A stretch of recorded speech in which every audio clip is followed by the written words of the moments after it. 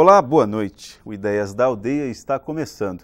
E o Brasil é o tema maior do nosso programa de hoje. O Brasil sem medo de se conhecer.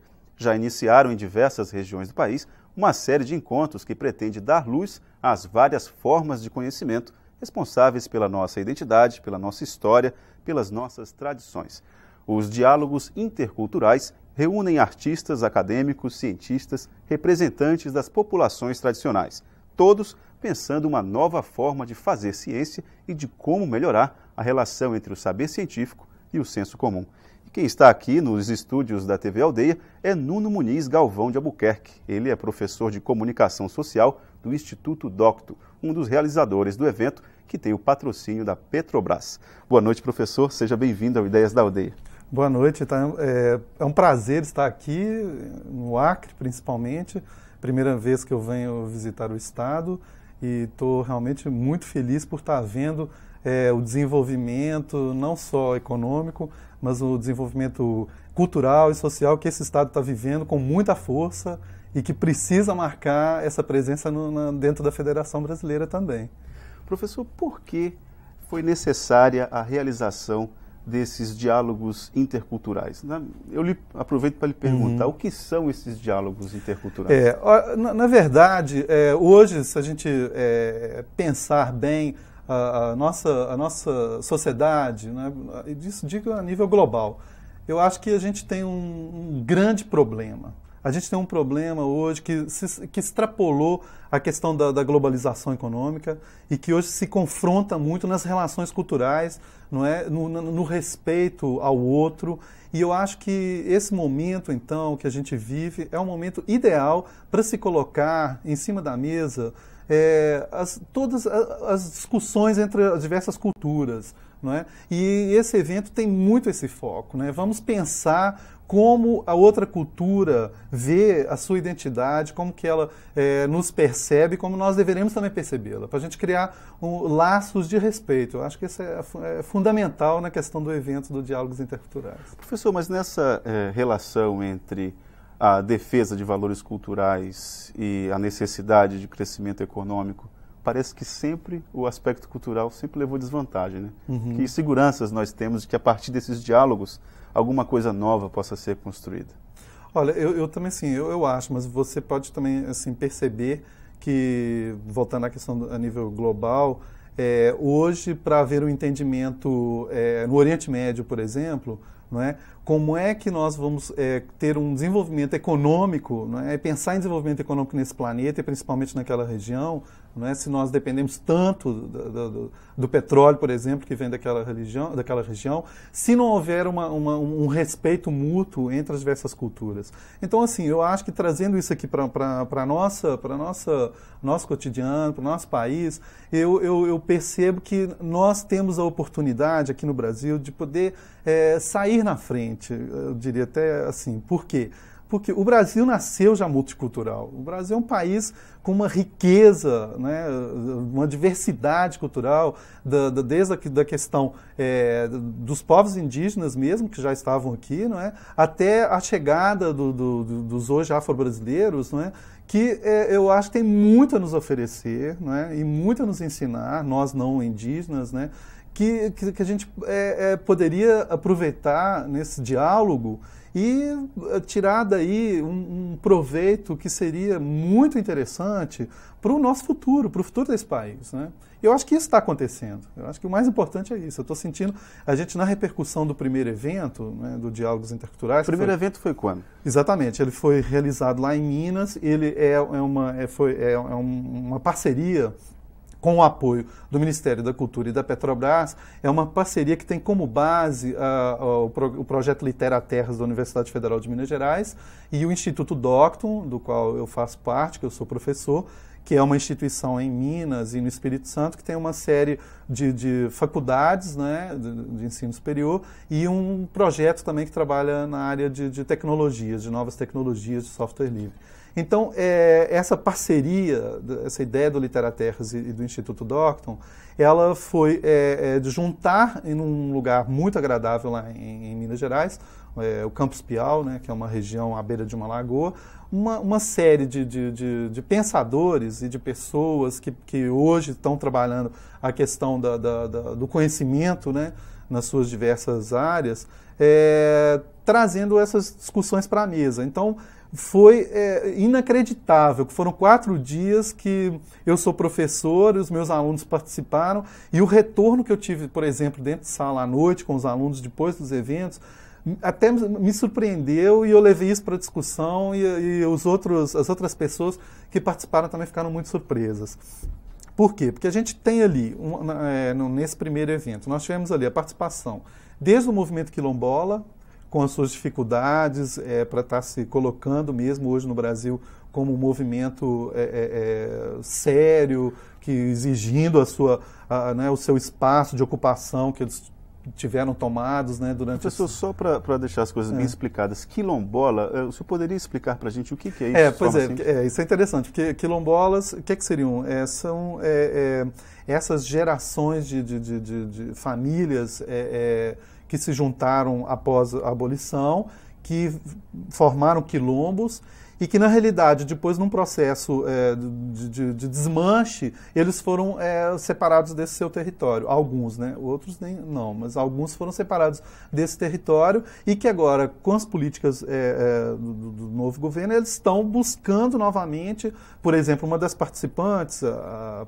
Abadia, ela é da região de Paracatu, em Minas Gerais, e é da antiga família Amaro, que era de uma família de escravos, né?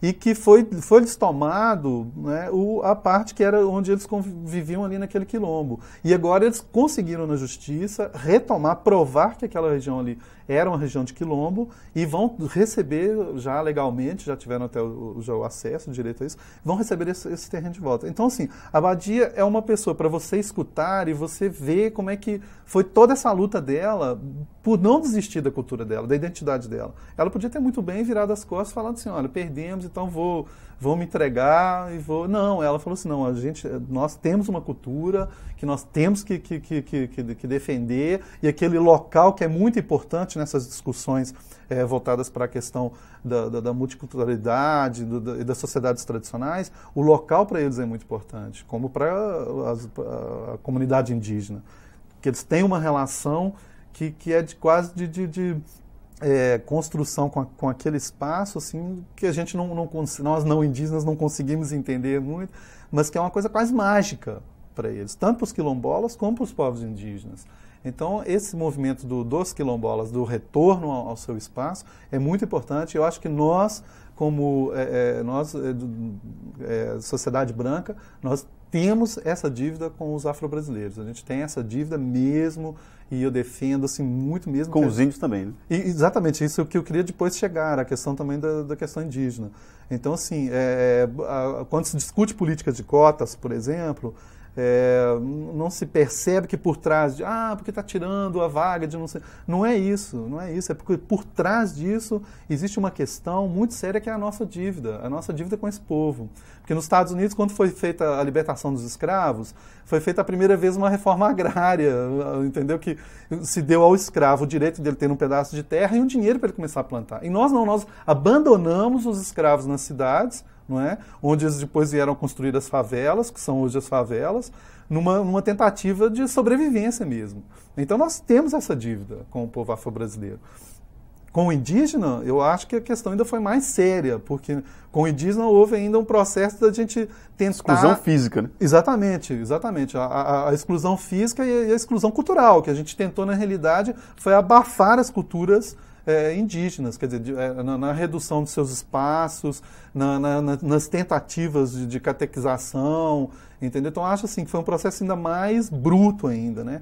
E o próprio confrontamento, não é, da sociedade moderna, né, com aquela sociedade tradicional, que é exatamente isso. Fisicamente, nós quase dizimamos os índios, né? Assim, com doenças, foi um genocídio, mortes, na verdade. Exatamente. Então, se há uma dívida que nós temos também, que é séria, é com as comunidades indígenas.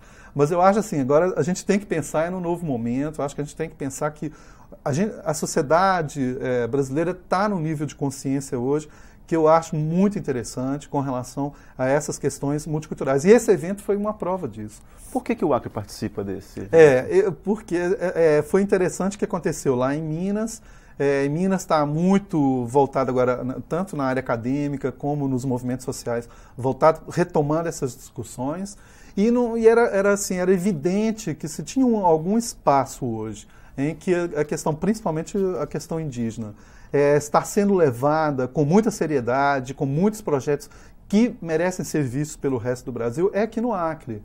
Não é? Então, assim, a gente tem a Secretaria Especial da Causa Indígena, dos Povos Indígenas, né, a CEP, que tem um trabalho assim, exemplar, o pessoal da CPI também. Então, assim, aqui era claro que tinha que ser o segundo encontro tinha que ser aqui, para haver uma complementação dessas discussões que começaram lá em Minas. Né? O que me surpreendeu muito lá em Minas, assim, que eu vi com os meus alunos e conversando aqui também no Acre, a gente percebeu que a maioria dos nossos alunos do Instituto Docton, eles assim, vêm de cursos de nível superior na área de comunicação, os que estavam presentes no evento, na área de serviço social, em áreas de tecnologia, que a gente tem um trabalho já há algum tempo nessa área de ciência da computação.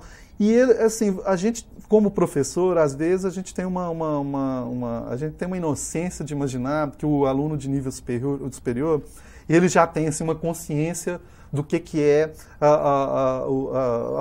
a comunidade indígena, como é que ela funciona mesmo ali na sua rotina, nas suas relações sociais e tal, como coletividade. E a gente se surpreendeu que não, que na realidade eles ainda tinham aquela visão dos povos indígenas da década da ditadura, achando o povo indígena um folclore muito bonitinho, que tem que ser colocado lá para a gente olhar, os nossos índios lá, olha que bonitinho. E, na realidade, quando eles começaram a ver participantes desse movimento lá, nas falas, falando sobre as suas atividades hoje dentro da aldeia, falando sobre os seus rituais, o evento foi muito bonito, que ele começou com um ritual, né, do povo Krenak, que são da origem dos botocudos, ali da região do Vale do Rio Doce, né? Que eles fazem ali um ritual... O Vale do Rio Doce fica onde? Qual estado? Em Minas Gerais, né, na região leste de Minas Gerais, e foi uma das regiões que mais sofreu com a entrada dos bandeirantes. Ali essa colonização, período de colonização. Por quê? Porque por causa do processo virou uma região tipicamente pecuária, então havia necessidade de muito espaço para a ocupação do gado, e os povos indígenas foram completamente dizimados ou isolados em pequenas localidades, né? Nem se compara assim com o processo aqui, por exemplo, do Acre, né? As aldeias lá, elas praticamente acabaram. Mas esse ritual que houve lá no início, eu achei muito bonito, porque os alunos ficaram muito emocionados, e eles entenderam, assim, perceberam que aquilo ali não era um folclore, não era uma dança... sabe, assim, a dança sei lá, que a gente poderia hoje em dia, assim, pensar uma dança que tenha para nós uma conotação folclórica, sem querer agredir nenhuma cultura, mas supondo você vê lá a dança dos congadeiros, que é uma coisa que tem uma relação folclórica e tal. Mas para os povos indígenas, aquilo ali é um ritual. Aquilo ali faz parte da cultura deles. Quase como se fosse uma lógica emancipatória ali. Né? Exatamente, entendeu? Você tem ali assim, um movimento de relação com a terra, tudo, uma simbologia, entendeu? Que tem significância para quem está assistindo, né? Para quem está participando. Então, os alunos se assustaram muito com isso. Eu achei isso foi muito interessante. Porque depois, quando eles foram ouvir as falas dos diversos indígenas que estavam lá, defendendo questões da relação deles com o meio ambiente, por exemplo, da questão da espiritualidade, desse entendimento, por exemplo, de que o meio ele tem quase uma presença espiritual mesmo, não é, na relação com a aldeia, que veio muito em choque com o que eles receberam, com os paradigmas deles, alunos. Né? Que, lógico, qual a formação desse aluno quando você vai pensar? É uma formação exatamente com esse paradigma que a gente vê olha, a floresta está ali para a gente usá-la, a madeira está ali para a gente obter dela algum produto. Não é? Você não consegue transpor esse pensamento para um pensamento mais holístico, onde você consegue ver a floresta como um ser vivo e consegue pensar uma nova ciência, onde o todo esteja ali. tem relações, que é como o índio pensa. O índio, na hora que você vê uma lenda que tem alguma relação com a mata, com a floresta e com o seu cotidiano, sempre tem essa presença da floresta, do meio ambiente, como algo vivo, que faz parte ali da vida dele, do cotidiano dele. Então, isso que eu acho que é esse ensinamento e essa quebra de paradigma que eu acho que é muito importante para nós no Brasil e para esses alunos que estão no nível superior pensando e que vão para o mercado de trabalho, eles entenderem essa cultura, respeitarem essa cultura, não é?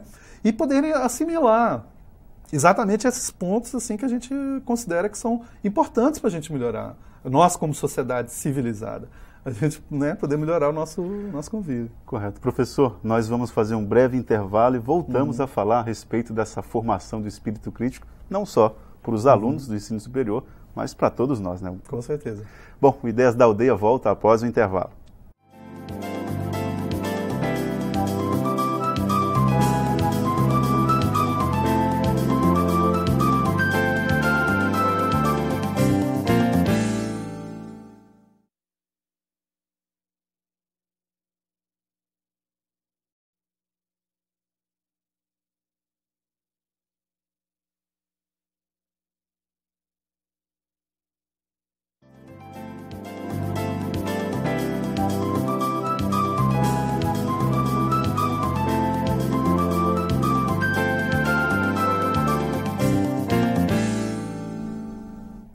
Olá, o Ideias da Aldeia está de volta e hoje conversando com o professor de comunicação Nuno Muniz Albuquerque, ele que é um dos coordenadores dos diálogos interculturais. Professor, nós falávamos no primeiro bloco a respeito dessa nova relação que está se tentando construir entre o conhecimento dos povos tradicionais, das culturas tradicionais, e o conhecimento acadêmico, normativo, cartesiano. Exatamente. Qual a dificuldade de unir essas duas pontas? Olha só, eu acho que, na realidade, a gente vê um movimento já dentro da academia que pensa muito já de uma forma que se aproxima mais até do conhecimento... Mas essas formas são contraditórias, não? Não, eu acho que não, se completam, né? Com certeza. Você vê toda a linha de pensamento hoje que é voltada para a questão do holístico mesmo, aquela questão que a gente tem uma fala interessante, que não sei se você já ouviu, por exemplo, qual a interferência da borboleta que bate as asas na floresta amazônica com o furacão que acontece nos Estados Unidos. Então, essa visão mesmo do todo, essa visão de se pensar essa nova ciência, onde até o indivíduo, até o próprio pesquisador interfere no objeto que ele está observando, eu acho que isso se aproxima demais já da forma desse conhecimento, né, dessa forma de conhecimento, de construção do conhecimento das sociedades tradicionais, que é uma coisa já de ver o mundo, não só material, mas também de ver o mundo espiritual, né, de outra forma. Que eu acho também muito interessante, que nesse primeiro encontro lá também foi uma questão muito discutida, foi, por exemplo, a transmissão do conhecimento pela oralidade, não é?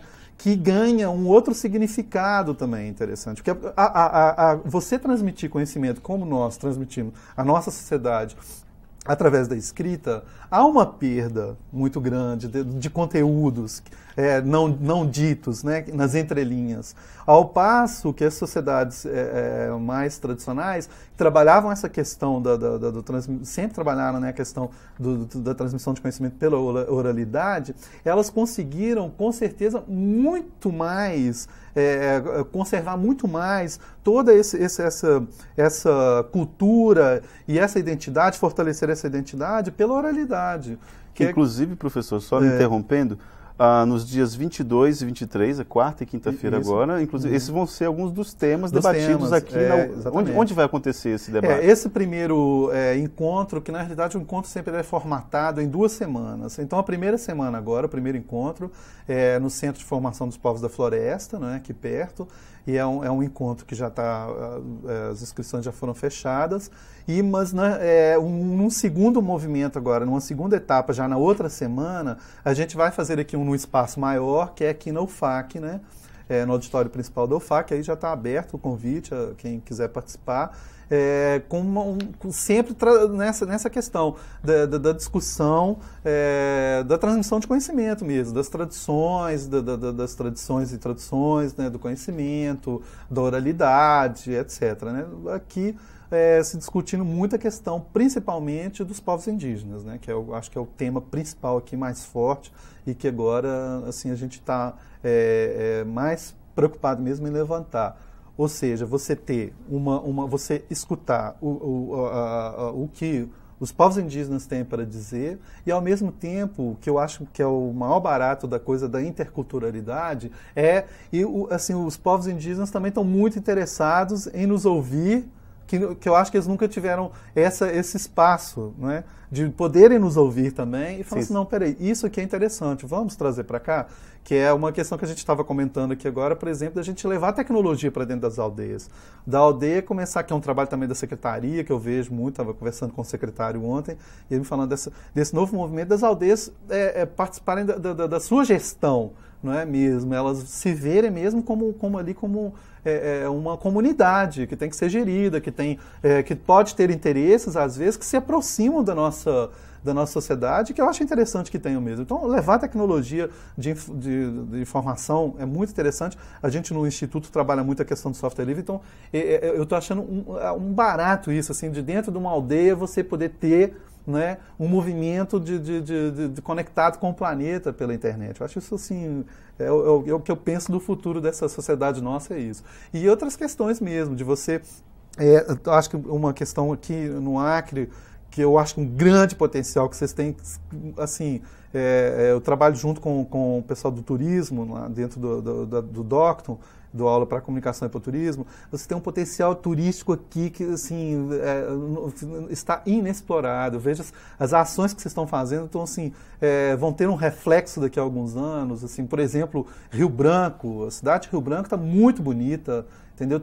Ela tem uma série de atrativos, assim, que acho que às vezes vocês nem... Eu estava comentando com o pessoal ontem... Já vira paisagem, ninguém percebe. Né? Ninguém percebe. Assim, não tem movimentos que para vocês... até numa discussão cultural mesmo. Você vai lá... ontem eu estava passando na estrada, tinha um pessoal num lugar que se chama Pôr do Sol. O pessoal vai no final da tarde para ter uma lagoa e tal.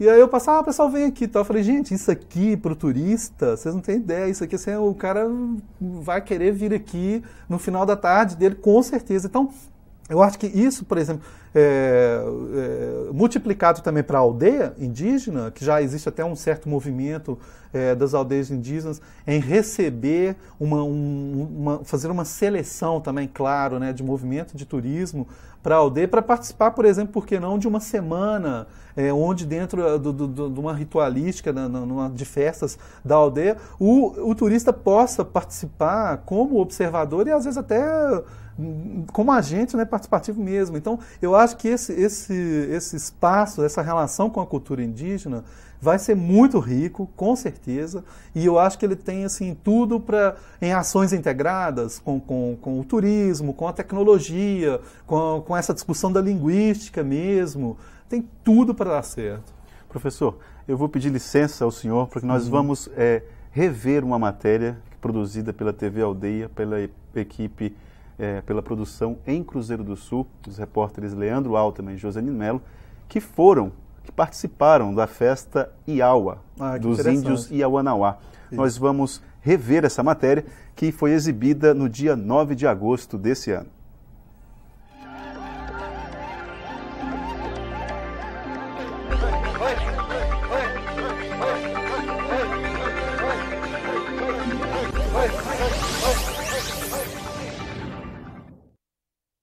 Na aldeia Nova Esperança, as mulheres estão em quase todos os lugares.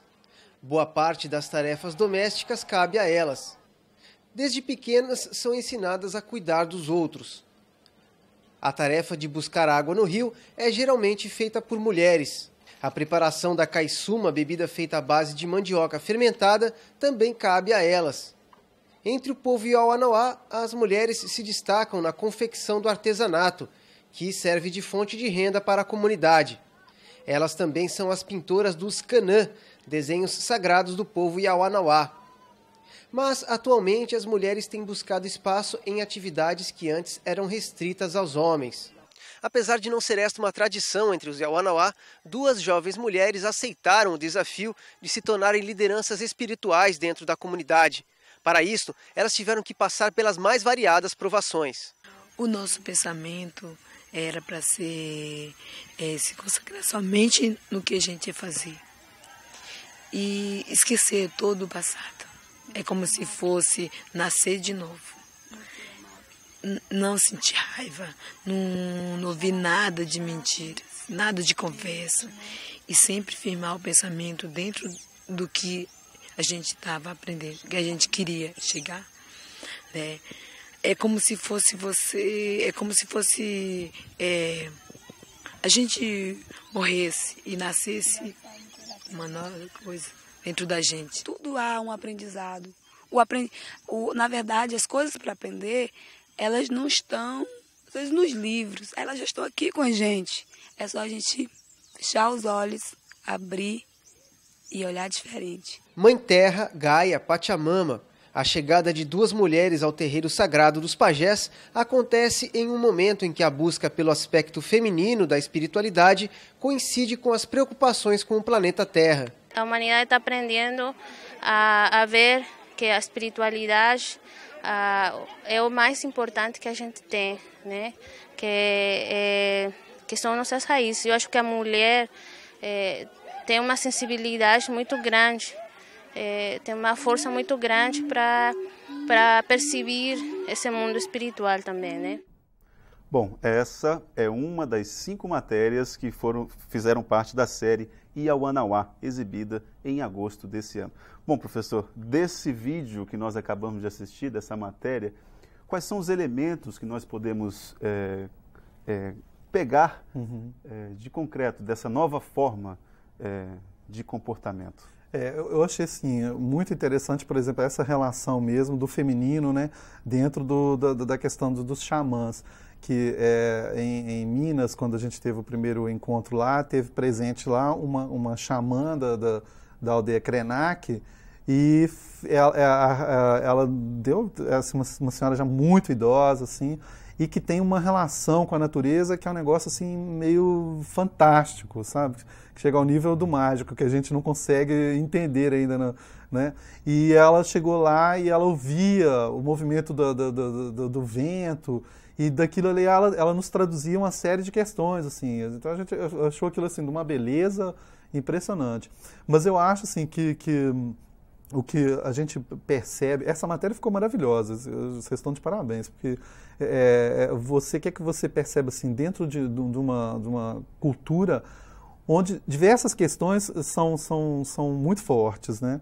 Primeiro, assim, além da questão da espiritualidade, essa questão do simbolismo eu acho importante demais, porque hoje é um dos temas até da professora Leda Martins, uma das discussões, é exatamente isso de você fazer a leitura corporal mesmo do outro, né, dentro da questão cultural. Isso é muito importante mesmo, porque é importante para você sentir no estético a fala daquela cultura. Pode parecer mas como assim? Como é que se percebe? Isso é um processo mesmo, ele é tão simbólico que você só consegue entender quando você estiver numa aldeia, quando você estiver perto da cultura indígena e você vê naqueles símbolos, você começa a identificar naqueles símbolos o que eles querem falar, o que eles querem dizer. Não é? Uma fala que está muito ligada à identidade e à cultura deles, né? Que isso é uma coisa muito do presencial, né? Isso não é não só na cultura indígena, né? Na realidade, esse processo se estende também muito para a cultura africana, né? Aqui no nosso caso dos quilombolas, mas que são discussões muito importantes, porque são discussões que, por exemplo, passam pela mídia, né? Então, assim, a gente tem que ter esse filtro crítico.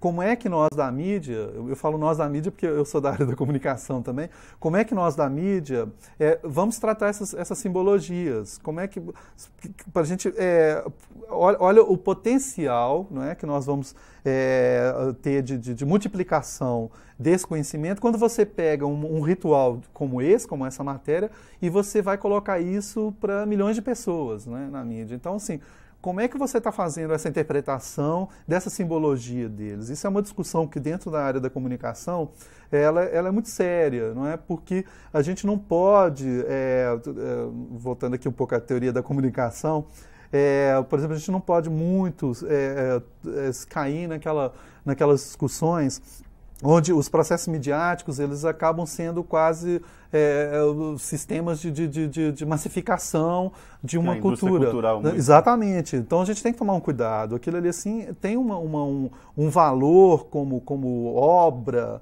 não é? Como cultura, que tem que ser muito respeitado, e a forma de ser levado, não é, para o público tem que estar muito próxima, não é, daquela construção inicial daquela cultura. Por isso que eu acho que é muito interessante esse trabalho dos vídeos indígenas, que os próprios indígenas estão produzindo seus vídeos. Inclusive os Yawanawás têm um documentário chamado Yawa. Isso, exatamente. Que rodou o mundo também. Eu tenho uma série de vídeos já que eu tive a oportunidade de assistir, produzidos aqui no Xingu, que são fantásticos, que você ali naquele vídeo percebe quais são realmente as questões de demanda que eles têm mesmo, assim, de fala, de necessidade de falar sobre algumas questões. Então, assim, eu acho que isso é uma relação muito importante, essa relação simbólica do presencial, da gente estar convivendo com os povos indígenas ali junto com eles, ouvindo as histórias, né?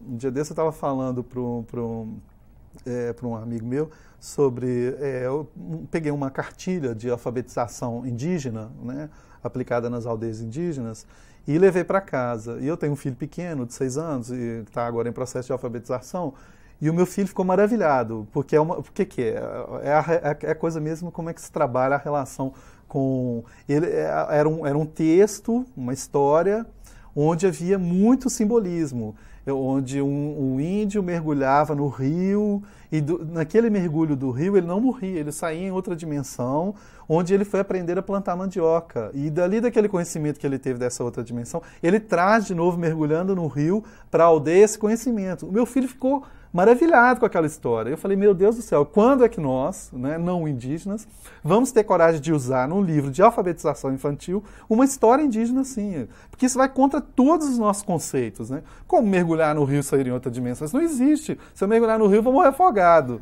Então, mas ali naquele momento de construção para a criança, é de extrema importância esse lúdico, fantástico, esse mágico, assim, da mesma coisa de brincar de bruxa, né? Então, assim, eu achei isso fantástico, né, essa relação. Professor, o nosso tempo já está esgotado. Eu falo demais. Mas eu não poderia ter essa conversa aqui sem lhe explicar, ou lhe perguntar, melhor dizendo, a importância de uma palavra que foi criada aqui nos últimos 16 anos, aqui no Acre, e também lhe informar a respeito de um centro de estudos que está sendo construído aqui, uma ideia acreana, que é a Universidade da Floresta, construída em Cruzeiro do Sul, na região do Juruá, que tem essa proposta de unir o conhecimento acadêmico com o conhecimento dos povos tradicionais. E também falar a respeito da florestania, que é uma palavra que eu creio que seja a contribuição mais genuína que o Acre possa dar para esses diálogos interculturais. Eu gostaria de agradecer a sua presença aqui e desejar boa sorte. Tomara que esse seja apenas o primeiro aqui no Acre dos diálogos interculturais. Espero que tenha mais. E queremos contar com a sua presença aqui no próximo encontro. Com certeza. Eu agradeço demais a oportunidade, é um assunto assim que me apaixona demais, essas discussões interculturais. E a Universidade da Floresta, eu já tinha ouvido falar do projeto, acho sensacional. Em Minas Gerais, a UFMG está trazendo os povos indígenas para dentro da universidade, para um curso superior novo que foi criado. Isso é muito importante, entendeu? Que eu acho que eles têm tanto muito a oferecer como muito também para aprender. Eu acho que isso vai ser fantástico. E a gente está assim, eu estou aqui como representando o meu instituto, o Instituto Docton. A gente está com muita vontade assim, de estar presente nesse momento assim, que o Acre está vivendo também, com uma parceria cultural mesmo, com essas discussões, trazendo para a mesa assim, né, o interesse do Estado e essa nova ecologia ecologia humana, né? O interesse das pessoas, que na realidade estão aqui dentro desse espaço maravilhoso que é o Acre, que tem povos indígenas, que tem não indígenas, que provavelmente pode ter até quilombolas, eu não conheço, mas então, assim, diversas culturas que estão aqui coexistindo nesse espaço e que eu acho que merecem uma oportunidade para se integrarem e para o Estado do Acre realmente deslanchar mais uma vez, né? Como no século XIX, né? Com certeza. Bom, esse é o desejo de todos nós. Obrigado pela sua atenção e pela sua companhia e contamos com ela no próximo encontro. Até lá!